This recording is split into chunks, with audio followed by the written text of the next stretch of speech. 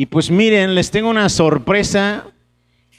Bueno, espero que sea sorpresa porque para mí sí lo es. Hemos hablado mucho ya del apóstol Pablo. Pablo es impresionante, a mí me encanta Pablo porque fue un hombre hecho y derecho, decimos los mexicanos, ¿no? Aparte fue un súper cristiano. Yo creo que él ha sido el cristiano más prominente que ha existido en la historia del cristianismo. O sea, un cristiano que se enfocó en anunciar el evangelio y eso fue lo que hizo. Entonces Pablo ya nos platicó muchas cosas en Romanos, nos platicó muchas cosas en Gálatas y espero que muchas de esas cosas se nos hayan quedado grabadas en el corazón.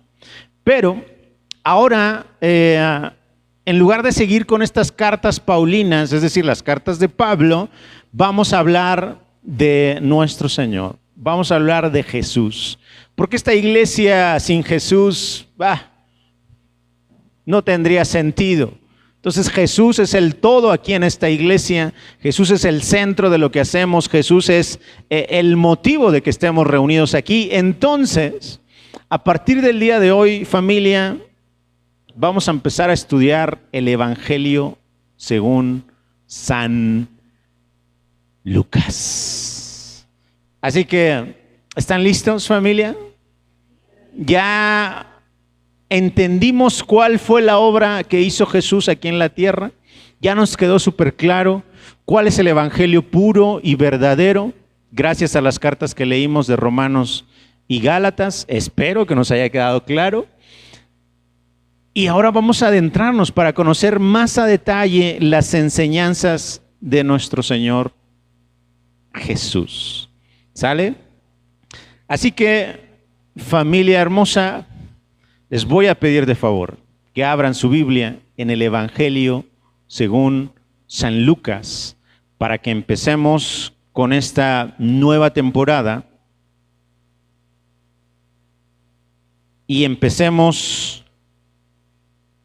pidiéndole a Dios que Él sea el que nos guíe, que Él sea el que nos enseñe lo que nos tenga que enseñar durante los siguientes meses, porque esto va a tardar, pero va a ser muy interesante, muy, muy interesante todo lo que vamos a ver en este evangelio. A mí me emocionó mucho la introducción que dio Miri la semana pasada de ¿qué carta? A ver si se acuerdan. Primer carta de Juan. Me encantó cómo dio Miri su introducción. Lástima que la vamos a estar viendo pues muy esporádicamente, pero cada que ella se pare aquí, nos va a estar hablando de esa primer carta de Juan, ¿verdad? Si es así, Miri, si no, ya te comprometí aquí en público. ¿Sale? Entonces, ¿ya están ahí en Lucas, familia? ¿Ya? Póngase tantito de pie, vamos a orar antes de leer y vamos a estar platicando un poquito a modo de introducción, dice Miri, acerca de este evangelio. Ayúdame a orar, por favor. Vamos a pedirle a Dios que sea su Espíritu Santo el que nos muestre su palabra, el que nos revele su palabra. Padre, muchas gracias por tu amor, por tu bondad, pero también muchas gracias por tu palabra. Gracias porque es en tu palabra donde encontramos el consejo, donde encontramos la corrección, donde encontramos, oh Padre Santo, la luz que alumbra nuestro camino. Te pido con todo mi corazón que cada uno de los que estamos en este lugar recibamos de ti, de tu palabra directamente, y que sea tu palabra la que sea sembrada en nuestro corazón. En el nombre de Jesús, te pido por cada uno de mis hermanos, que tú abras su corazón y que abras su entendimiento, pero sobre todo, que abras y despiertes un deseo y un anhelo de escudriñar las Escrituras. En el nombre de Jesús, diga conmigo, amén y amén. ¿Puede tomar su lugar, por favor?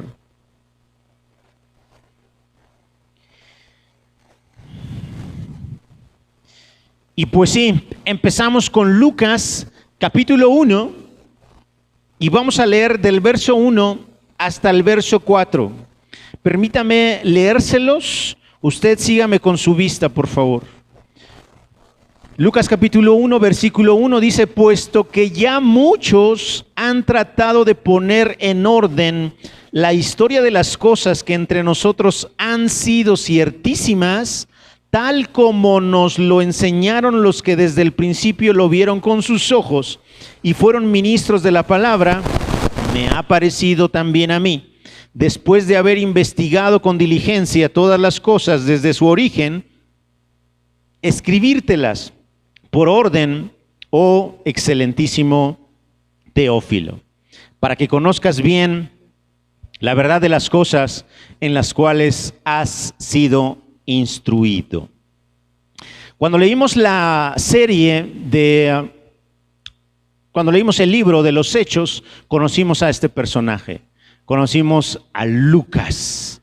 Y Lucas, sabemos poco realmente de él, pero mire, vámonos por partes, ¿sale? Versículo 1, puesto que ya muchos han tratado de poner en orden la historia de las cosas que entre nosotros han sido ciertísimas, tal como nos lo enseñaron los que desde el principio lo vieron con sus ojos y fueron ministros de la palabra, me ha parecido también a mí escribírtelas a ti, Teófilo. Entonces, mire, ¿qué está pasando? Vamos a poner un poquito de contexto en lo que vamos a estar platicando, porque nos interesa saber por qué alguien, en este caso Lucas, se le ocurrió empezar a investigar qué había pasado con Jesús. Y es que el nacimiento, la vida, la muerte y la resurrección de Jesús no fueron cualquier cosa en ese tiempo, porque fue tanto el impacto, fue tanta la fama que generó Jesús cuando vino aquí a la tierra, que muchos, como dice Lucas, muchos trataron de poner orden en todo lo que pasó y empezar a escribirlo. ¿Sale? Y esos muchos, probablemente muchos de esos escritos pues, ni siquiera los conocemos, ¿no? Porque efectivamente la gente quería escribir, quería que quedara grabado lo que había hecho Jesús mientras anduvo aquí en la tierra.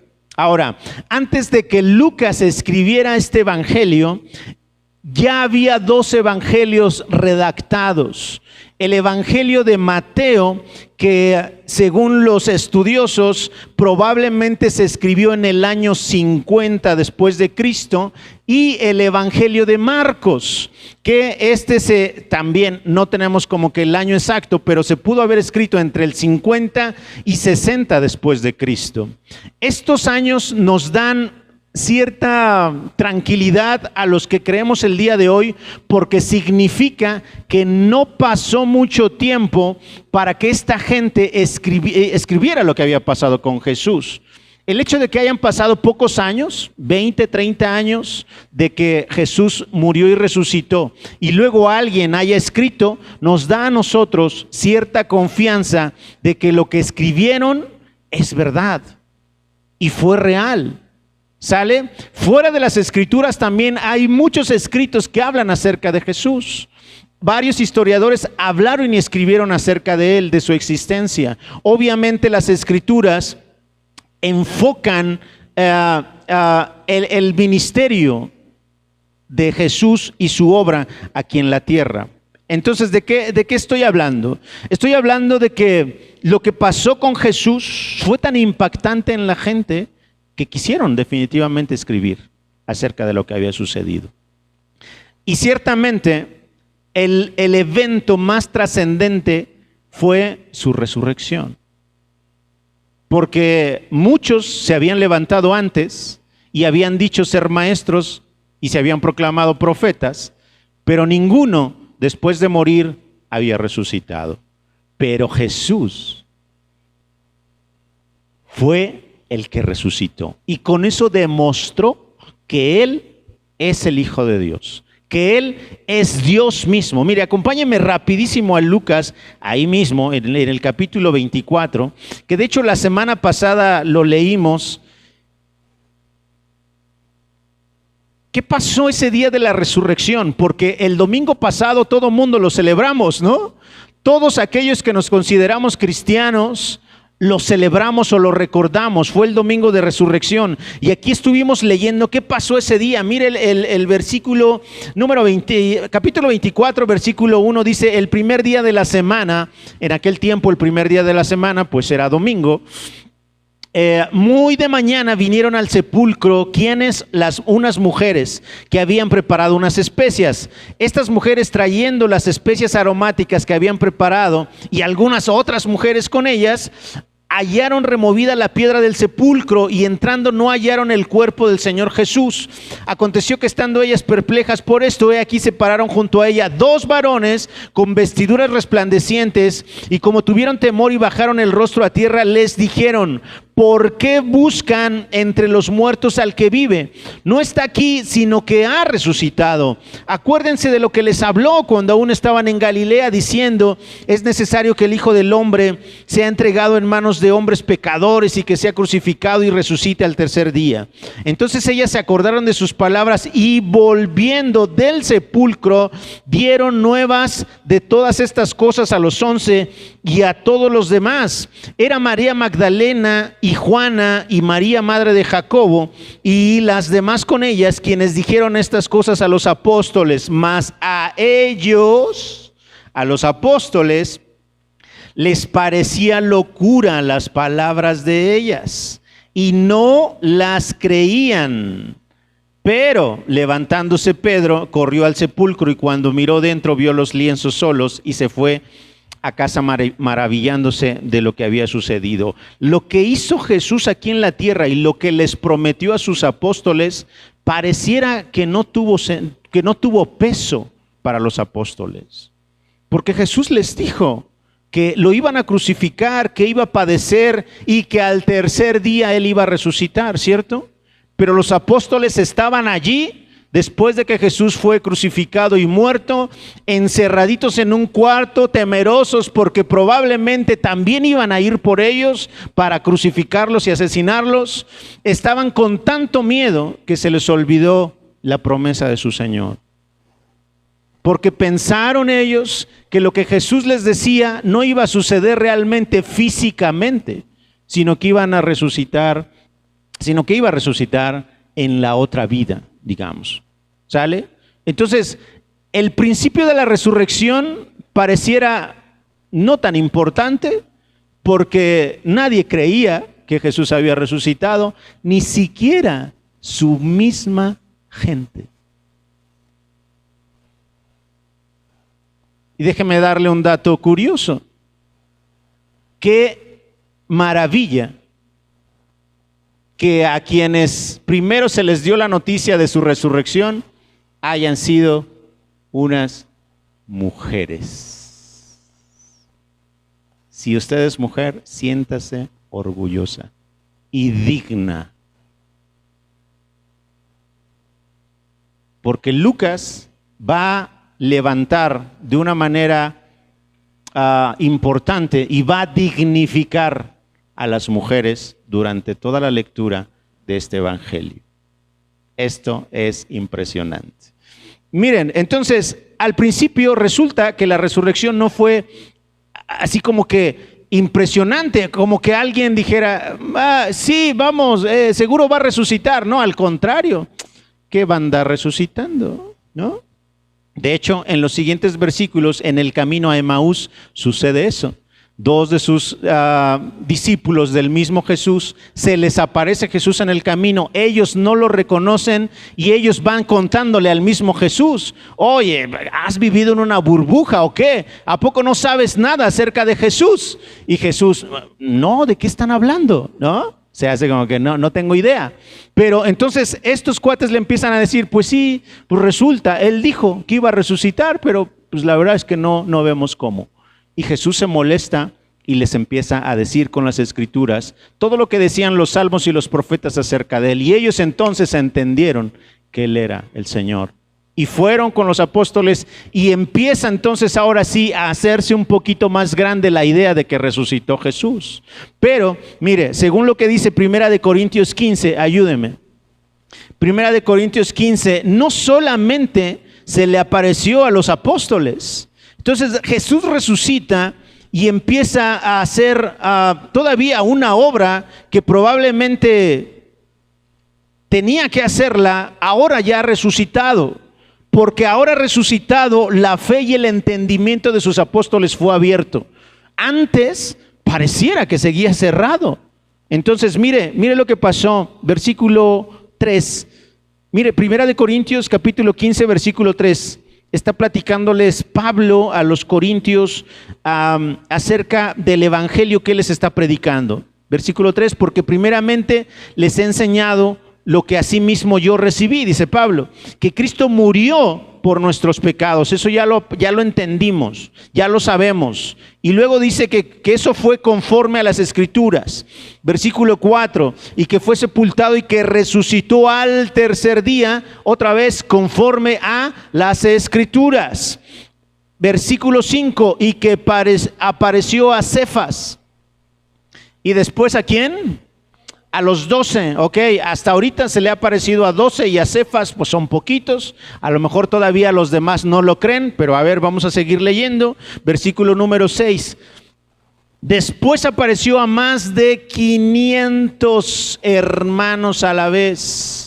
Claro que cuando las mujeres le anuncian a los apóstoles que Jesús había resucitado, más bien ellos, los apóstoles, no creen, dudan, pero Pedro va junto con Juan, si no mal recuerdo, van a la tumba y se cercioran que ya no está el cuerpo ahí y como que se les abre el entendimiento. Dicen, es cierto, el maestro ha resucitado. Entonces se empieza a divulgar que Jesús había resucitado. Entonces la gente empezó a escuchar eso, pero no habían sido testigos de nada. Sin embargo, Jesús se le aparece a más de 500 personas. No en forma de ángel, no en forma de espíritu, se les aparece en cuerpo. De hecho, a sus apóstoles les dijo, miren, toquen. Aquí están mis heridas. Porque el evento de la resurrección es eso. El cuerpo estando muerto regresó a la vida. Jesús dijo que si él mismo podía si perdía su vida, podía tomarla de nuevo. Y fue lo que hizo. ¿Sale? Entonces se le aparece ya a 500 personas y obviamente este evento de la resurrección empieza ya a tener un peso muchísimo más grande en ese momento. Mire versículo número 6, termino, dice, de esos 500 de los cuales muchos viven aún y otros ya duermen. Primera de Corintios más o menos se escribió en el año 53, si no mal recuerdo. Entonces han pasado 20 y tantos años y todavía hay gente que está viva en ese momento, que presenció y que vio al mismo Jesús resucitado. ¿Ok? Vamos bien hasta ahí, ¿verdad? La historia es muy clara. Versículo número 7. Después apareció a Jacobo. Si se da cuenta, en el versículo número 5 dice que se le apareció a sus 12 discípulos. Y en el 7 a Jacobo. Quiere decir que este Jacobo no es el apóstol. Este Jacobo muy probablemente es el medio hermano de Jesús. El mismo que escribió la epístola de Santiago. Porque acuérdense que Jacobo y Santiago es la misma persona. El medio hermano de Jesús no creía en Jesús. Sus hermanos de carne no lo podían reconocer como el Mesías. Era imposible. ¿Por qué? Pues porque crecieron juntos. Ellos lo vieron caerse, ellos lo vieron reír, ellos lo vieron llorar, ellos lo vieron equivocarse. Y dijeron, no, ¿cómo va a ser el Mesías? No creían. Jacobo, después de que Jesús mismo, su hermano, su brother de carne, se le aparece resucitado, no le queda más remedio que reconocer que Jesús es el Cristo. Gracias a eso, Jacobo se convierte en el pastor principal de la iglesia en Jerusalén. ¡Qué maravilla! ¡Qué maravilla! Y gracias obviamente al ministerio de Jacobo, pues mucha gente se convirtió. Después, a todos los apóstoles. A ver, espérense, ¿cómo? En el versículo 7, esto ya lo habíamos platicado, ahorita me vino a la mente. En el versículo 5 se le apareció a los 12 y en el versículo 7 a todos los apóstoles. Pues ¿cuántos eran?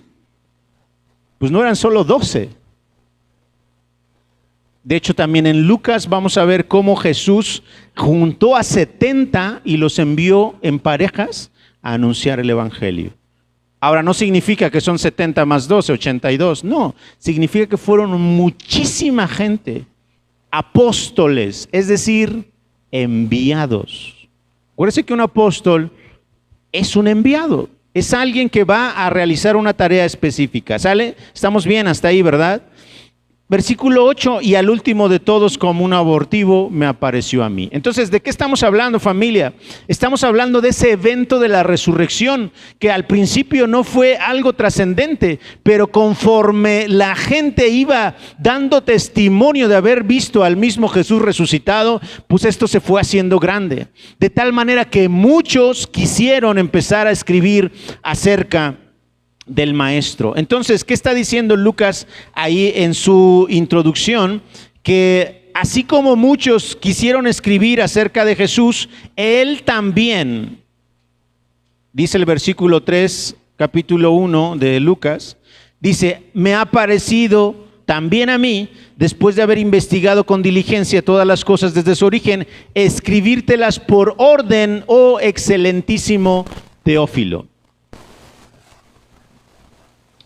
¿Qué sabemos de Teófilo? Pues realmente, pues que le decían Teo.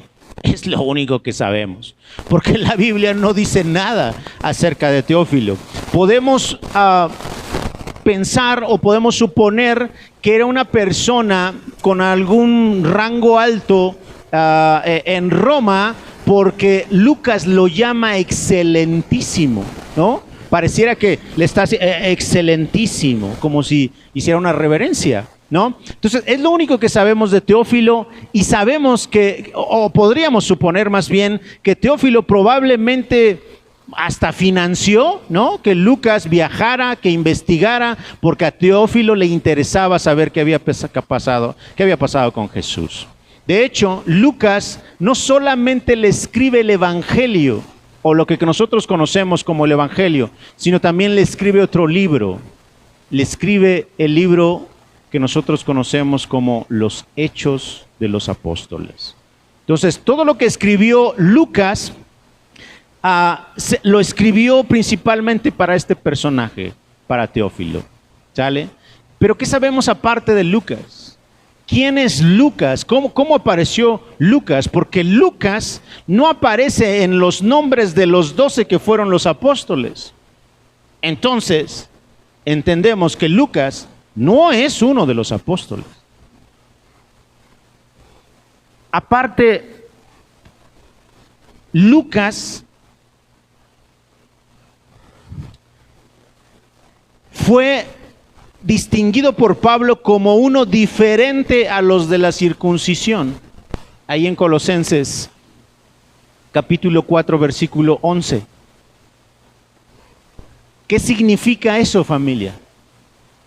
Que Lucas no era judío. ¡Qué impresionante!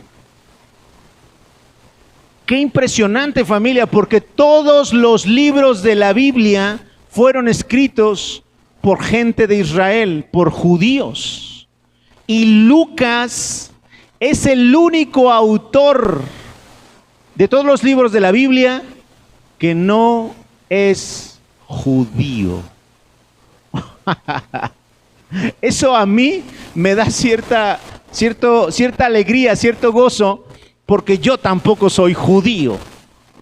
Significa que nosotros también tenemos derecho y tenemos acceso. para conocerlo, para entenderlo. ¿Sale? Entonces, ¿qué sabemos de Lucas? Ya entendimos que el Señor no es judío, es un gentil. Es un gentil como nosotros. Vuelvo a insistir, es el único gentil que tiene un libro, o dos en este caso, dentro del canon de las Escrituras. Eso es maravilloso, de verdad. Créamelo, es maravilloso. Porque significa que Dios sigue mostrándonos que Él no hace acepción de personas, ¿no? Entonces los judíos rechazaban completamente a los gentiles. Y mire, un gentil escribiendo en orden todos los eventos que pasaron con Jesús y después con la iglesia y con el nacimiento de la iglesia en el libro de los Hechos. ¿Qué más sabemos de Lucas? Pues bueno, que fue compañero de Pablo. Lucas acompañó a Pablo en muchos de sus viajes. Mire, ayúdeme a ir rapidísimo a Hechos capítulo 16. Hechos capítulo número 16, versículo 9. 9 y 10. ¿Ya están ahí? No, los estoy escuchando que están ojeando. Lucas, Hechos capítulo 16, versículo 9, dice: y se le mostró a Pablo una visión de noche. Un varón macedonio estaba en pie rogándole y diciéndole: pasa a Macedonia y ayúdanos. Versículo 10, cuando vio la visión, enseguida procuramos partir para Macedonia. Hasta ahí déjelo. Procuramos. Acuérdese que ¿quién escribió Hechos?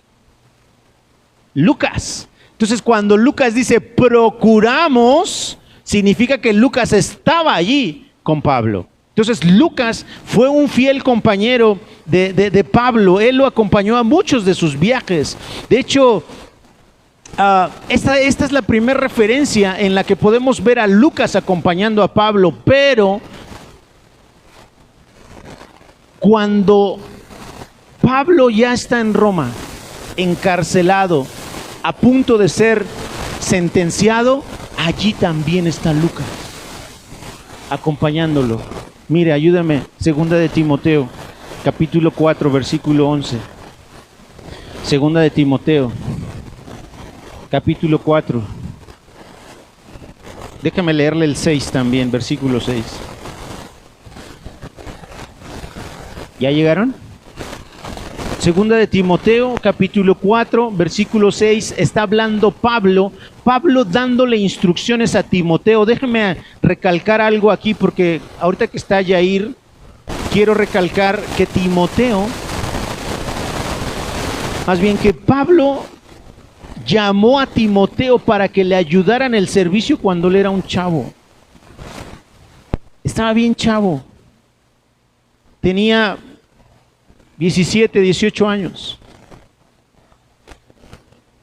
Y luego cuando Pablo le escribe a Timoteo en una de sus cartas, le dice: que nadie tenga en poco tu juventud, que nadie te menosprecie por ser joven. Qué hermoso. Y bueno, ese fue un paréntesis. Y miren ahora, segunda de Timoteo, capítulo 4, versículo 6, Pablo le sigue hablando, escribiendo a Timoteo, le dice: oye, yo ya estoy para ser sacrificado y el tiempo de mi partida está cercano. He peleado la buena batalla, he acabado la carrera, he guardado la fe, por lo demás me está guardada la corona de justicia, la cual me dará el Señor, juez justo, en aquel día, y no solo a mí, sino también a todos los que aman mi venida. Versículo 9, procura venir pronto a verme, le dice Pablo a Timoteo. Ven a verme. Acuérdese que Pablo está en la cárcel. Ven a verme. Versículo 10, porque Demas me ha desamparado, amando este mundo, y se ha ido a Tesalónica. Crescente fue a Galilea y Tito se fue a Dalmacia. Solo Lucas, versículo 11. ¿Ya vio? Solo Lucas está conmigo. Toma a Marcos y tráele contigo, porque me es útil para el ministerio. ¿Ya vio? Lucas estuvo con Pablo desde el inicio de estos viajes de Pablo. ¿Se acuerda de ese viaje impresionante en donde van hacia Roma, donde llevan encarcelado a Pablo a Roma? Allí iba Lucas. En esa embarcación iba Lucas también. Cuando llegan a Roma y me dejan a Pablo allí en un cuartito separado, pero al final preso, ahí estaba Lucas. Y probablemente, mientras Lucas acompañó a Pablo, estando Pablo en la cárcel, fue cuando Lucas empezó a escribir el Evangelio según San Lucas y el libro de los Hechos de los Apóstoles. Mientras Lucas acompañaba a Pablo en la cárcel, él aprovechó el tiempo para escribir estos dos increíbles libros. No sabemos mucho acerca de Lucas, pero sí sabemos que aunque no era un personaje judío, fue un personaje apasionado por el Evangelio. Dentro del libro de los Hechos también leemos que Lucas era uno de los evangelistas que estuvieron acompañando a Pablo en su ministerio. Era uno de los que anunciaba el Evangelio a los no creyentes, principalmente a los gentiles, a los que no eran judíos. ¿Sale? Entonces, no sabemos mucho de él, solo sabemos estas cuantas cosas, y me encantaría que consideráramos eso precisamente, que él, sin ser judío, que él, sin ser de ese pueblo, del pueblo de Israel, él se apasionó y él abrazó la obra que hizo Jesús. Y la abrazó de tal manera que dejó prácticamente toda su vida a un lado para enfocarse al ministerio. Otra de las cosas que sabemos acerca de Lucas es que Pablo se refería a él como el médico amado.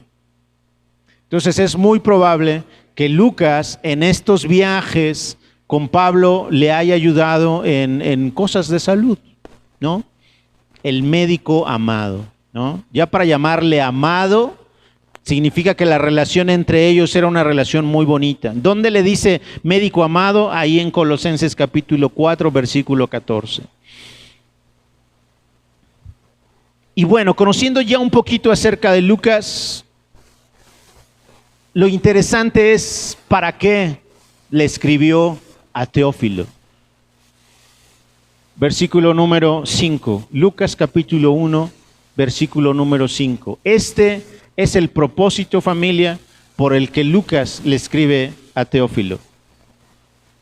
Le escribe para que conozca bien la verdad de las cosas en las cuales ya Teófilo había sido instruido. Familia, si vamos a si vamos a platicar acerca del Evangelio según San Lucas, va a ser para que conozcamos la verdad. Para que conozcamos la verdad. Porque ciertamente la mayoría de los que estamos aquí ya hemos sido instruidos en el Evangelio. Pero eso no significa que ya lo sepamos todo. Claro que no. Seguimos aprendiendo. Y parte de que sigamos aprendiendo es que ahora vamos a estudiar este hermoso Evangelio. A través de la lectura de este Evangelio, familia, vamos a encontrar a Lucas hablando de Jesús como alguien que tenía mucha compasión por los gentiles.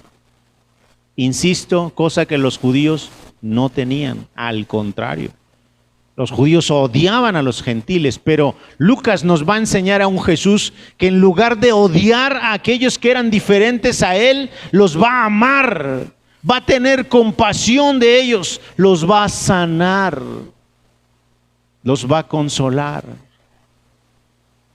los va a empezar a guiar porque los ve y los ve como si fueran ovejas que no tienen pastor.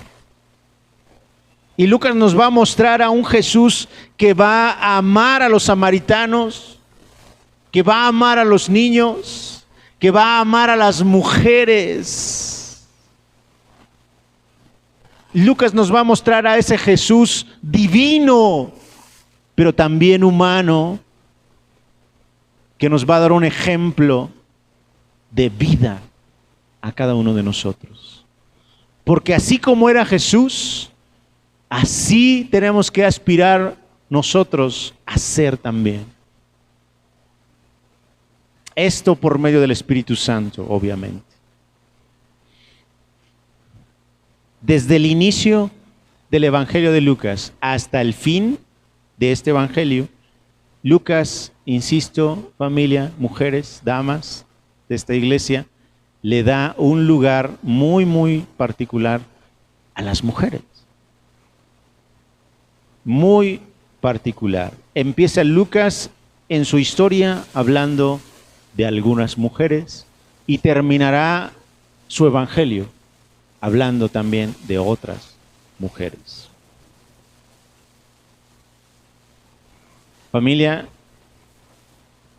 tomemos esta charla como una pequeña introducción al evangelio, pero también como un recordatorio de quiénes somos, en él. ¿Sale? ¿Por qué? Porque nos vamos a encontrar en este evangelio con la persona a la cual nosotros estamos siguiendo. Usted y yo estamos siguiendo a Jesús, a este que resucitó hace más de 2000 años, a este que vino y nos mostró que el amor por el prójimo es mucho más importante que cualquier tradición, que cualquier costumbre, que cualquier religión. ¿Sale? Vamos a ponernos de pie, por favor. Y con esto vamos a cerrar la lectura del día de hoy.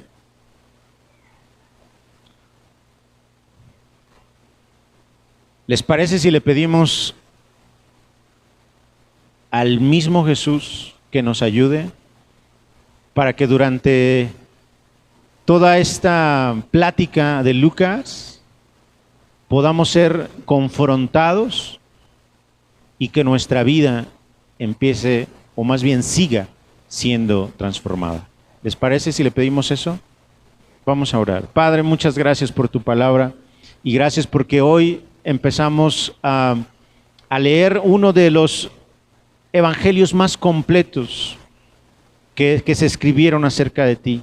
Te agradezco porque tú nos permites platicar, charlar acerca de este evangelio. Te pido con todo mi corazón que tú nos confrontes, que tú nos hagas que nos pongamos en perspectiva, que veamos en qué cosas hemos estado fallando y que volvamos y le supliquemos a tu Espíritu Santo que nos haga cada vez más como Cristo Jesús. En el nombre de Jesús, Padre, te pido que tú bendigas a cada uno de mis hermanos, que tú los bendigas y que tu Espíritu Santo, haga una obra en cada uno de sus corazones y que cada uno de ellos se apasione cada vez más por ti. En el precioso nombre de Jesús. Amén y amén.